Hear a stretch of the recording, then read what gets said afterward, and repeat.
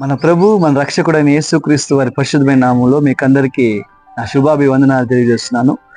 ఒకానొకసారి గొప్ప భక్తుడైన సాధు సుందర్ సింగ్ గారు ఒక మంచు పర్వతంలో గుండా ప్రయాణం చేస్తుంటున్న సమయంలో ఆయనకు ఒక దృశ్యం కనపడింది.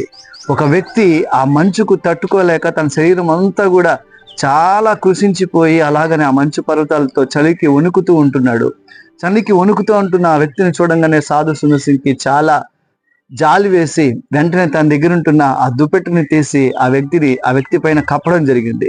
ఎంత కప్పినప్పటికి కూడా ఆ చలి కారణంగా ఆ వ్యక్తి వణుకుతూనే ఉన్నాడు.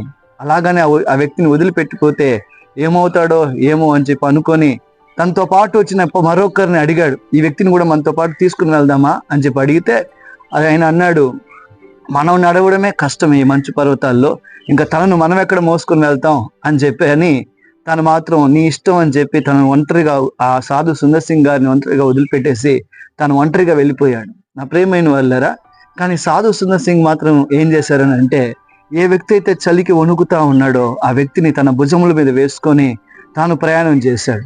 అలా కొంత దూరం ప్రయాణం చేసినాక చాలా నీరసించిపోయి ఆ వ్యక్తిని ఒకానొక చోట కాస్త దింపుదామని చెప్పి అనుకున్న సమయంలో మరొక దృశ్యం కనపడింది.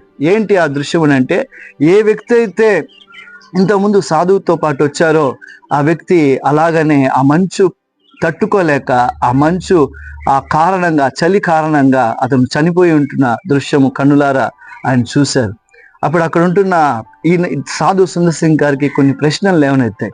నేను ఎలా బ్రతికాను, ఇతను ఎలా బ్రతికాడు అని చెప్పి తనలో తను అనుకుంటున్న సమయంలో కొంతమంది అక్కడికి వచ్చిన వాళ్ళు అన్నారు, అయ్యా నీ యొక్క శరీరంలో ఉంటున్న వేడి కారణంగా తను బతికాడు, తన శరీరంలో ఉంటున్న వేడి కారణంగా నీవు బ్రతికావు, అలా మీరు ఒకరినొకరు బ్రతికించుకున్నారు అని చెప్పి అన్నారు. నా ప్రియమైన వాళ్ళారా, లేఖనాలు మనకు సెలవిస్తూ ఉంది, ఒకరి భారములు ఒకరు భరించి ఇలాగు క్రీస్తు నియమమును మీరు జరిగించవలను అని చెప్పి లేఖనాలు మనకు సెలవిస్తూ ఉంటారు. గలతీయులకు రాసిన పత్రిక 6వ అధ్యాయము 2వ వచనంలో ఈ మాట రాయబడి ఉంటుంది. కాబట్టి దేవుని యొక్క లేఖనాలు మనకు సెలవిస్తూ ఉంటున్నాయి.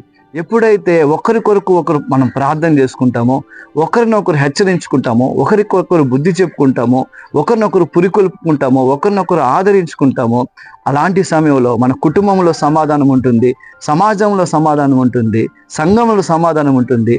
అన్ని విషయాల్లో కూడా దేవుడు మనల్ని ఆదరిస్తూ సమాధానపరుస్తూ నడిపిస్తాడు. అందుకే ఒక మాట రాయబడింది, ఎక్కడ 2-3 కూడి ఉంటే వారి మధ్యలో నేను ఉంటానని చెప్పి వాగ్దానం చేశాడు.